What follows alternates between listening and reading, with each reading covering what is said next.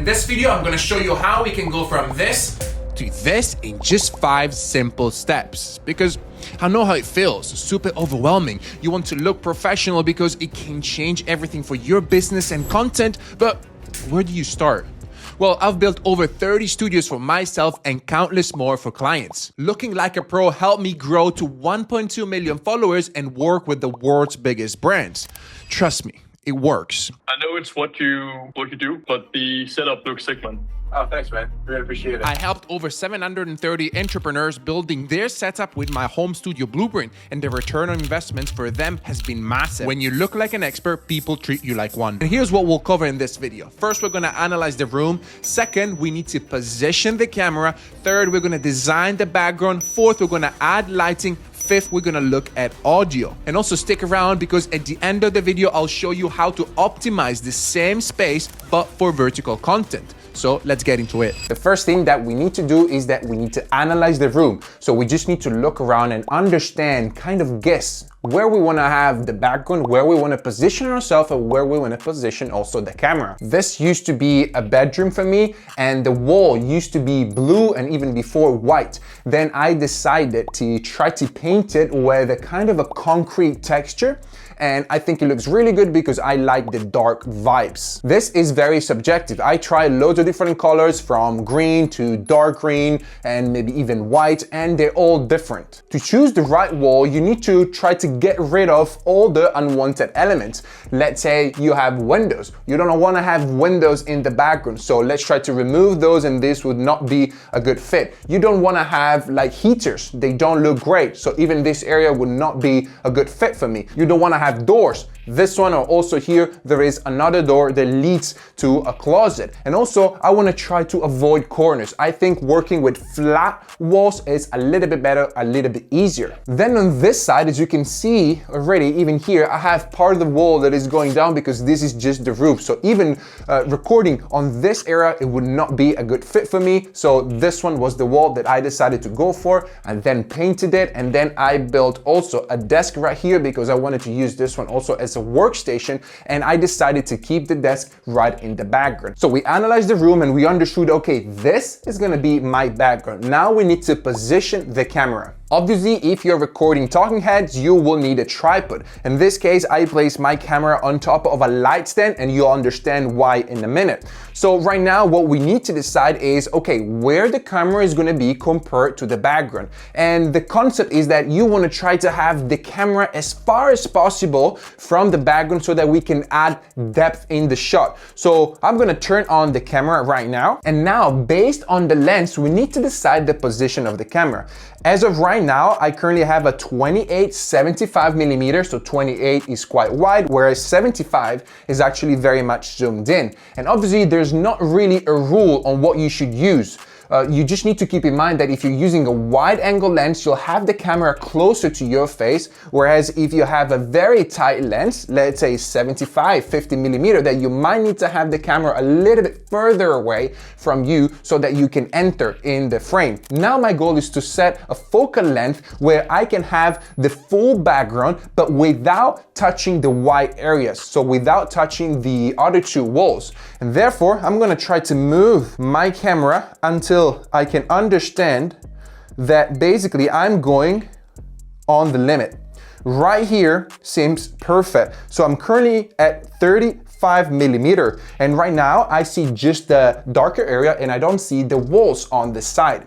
Then after we position the camera, we need to understand where we should position ourselves. So let's say we've set the camera right here. Now we need to pick a chair, and then we need to play around with the distance between the camera and the background to try to be looking good in the frame, which means that we're gonna have the shoulders inside the frame. We're gonna have our eyes on the top line of the grid in the rule of thirds, and this looks just about right. Now, you don't wanna touch with your head on the top of the frame, but you wanna have just a few fingers. And I think this looks pretty good. If you can, just try to stay as far as possible from the background. And this way, we're gonna be able to create more depth in the shot. So obviously, if I'm too close, it doesn't look good. And if I'm too far because I'm very close to the background, it doesn't look good either. I think this is just about right.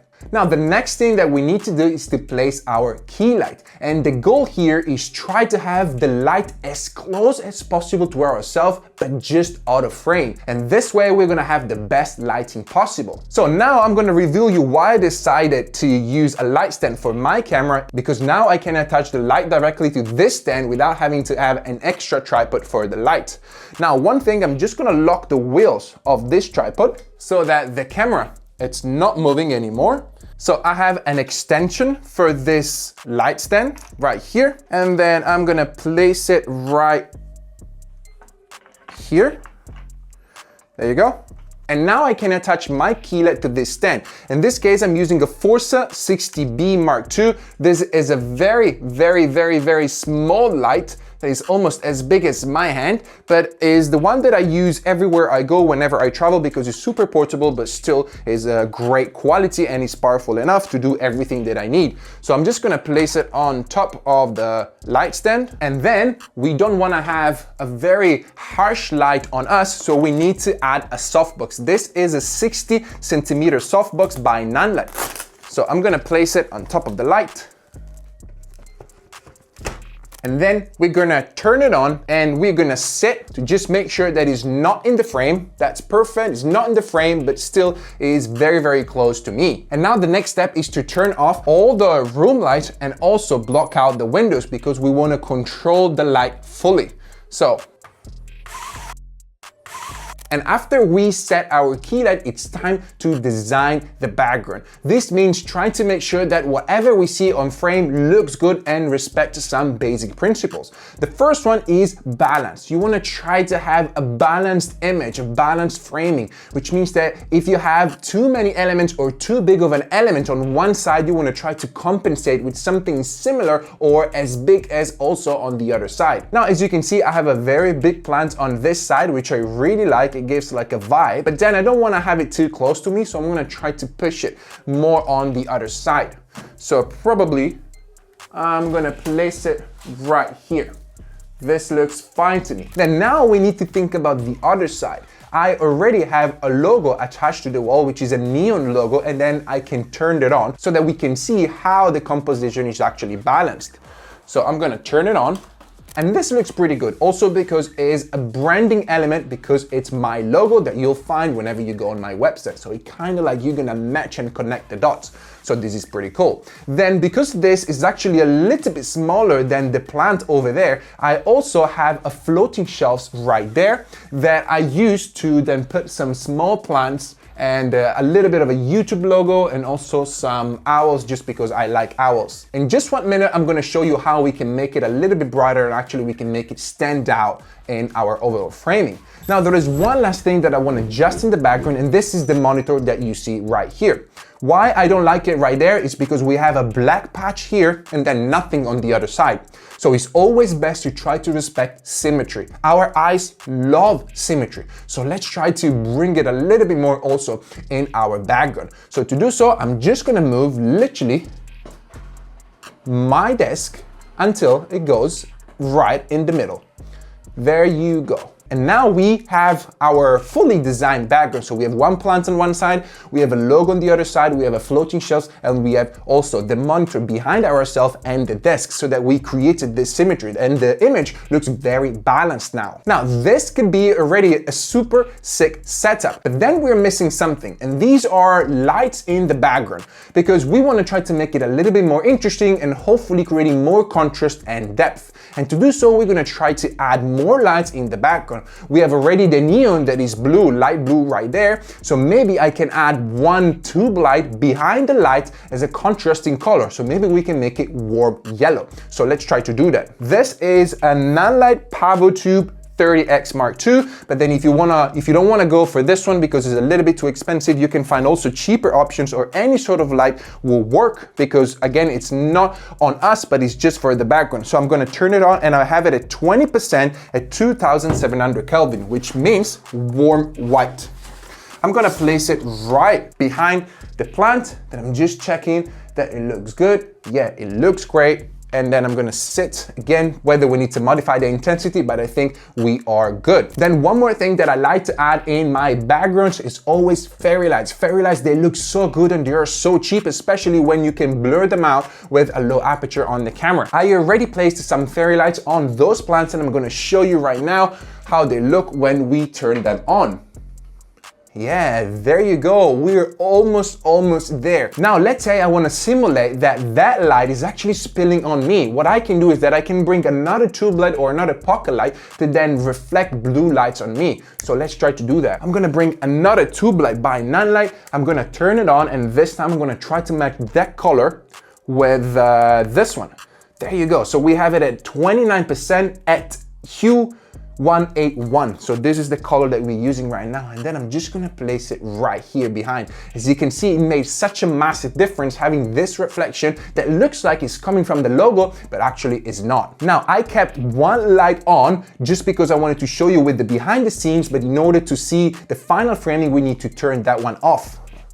That's it. And now we made the overall room very dark. We have only one key light, this light and that light. They are illuminating the room, and this looks pretty sick. We could end the video here because this looks already amazing, but I want to show you two more things. First is two audio options that we have, and then last, how we can turn all of this into a vertical framing so that we can create TikToks, IG Reels, or Shorts in a much better way and more optimized for our videos. So let's talk about audio. First of all, right now, I'm talking to you with a lav mic. This is a wireless microphone that I have attached to my camera, and therefore I don't need any cable to connect because it's wireless. And then in my pocket, I have the transmitters. These are the DJI Mic 2. They are really good, super high quality. But let's say I want to have a podcast mic because this is going to sound even better. Well, what I can do is that I can try to set up a podcast mic close to me and then have a computer so that I can record the audio into the computer. I'm going to turn on again the light so that you can see the behind the scene a little bit better. So here we have a podcast mic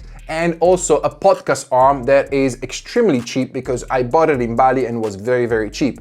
Now what I need to do is I need to try to have this one as close as possible to me. So here I put a bedside table with my computer on top, and then I'm gonna try to attach this microphone and the podcast arm to this bedside table. And then I'm gonna try to use the microphone as my main microphone instead of the lavalier mic that I have right now. So I'm just gonna place it right here, and then boom, I have the microphone right here. Now I'm gonna start the recording of this mic on my computer so that I can link it in post. And now, as you can hear, the audio is absolutely amazing because it's coming from this podcast mic that reduces echo, reduces noise, reduces everything. It's just super high quality. Also because I'm very close to it when speaking. This one is so much better, and I highly suggest you use a podcast mic if you can, if you're just making talking head videos. But now, how do we go from horizontal to vertical? Well, the first thing is that we need to rotate the camera, of course, right? So I'm just gonna move away this microphone, and now we need to rotate this one,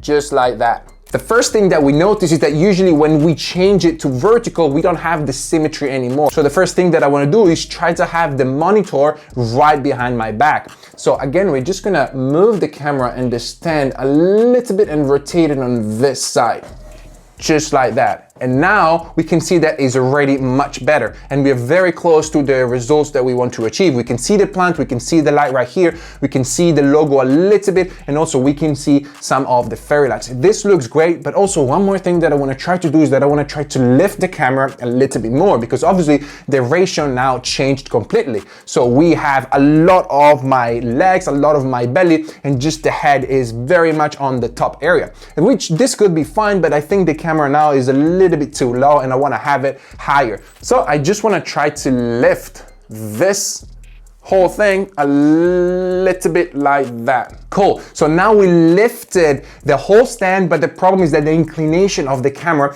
is a little bit wrong. So what we need to do is we need to just incline it so that we have it higher than our eye line, because I like it to have a little bit higher, and then we can just move a little bit closer to the camera if we want to. All right, and this is much better. Now I have the camera that is a little bit higher than used to be and also tilted down so that my face is slightly more prominent rather than seeing my legs and too much of my belly. Obviously, I'm dressed black so that you cannot really see that much this area, and also because it's not distracting. So I highly suggest you try to find an outfit that is not distracting. The focus of our videos, of our content should be always our face. Then if you want, you can also play around with the focal length. So usually when I record vertical content, I try to have it a little bit more zoomed in.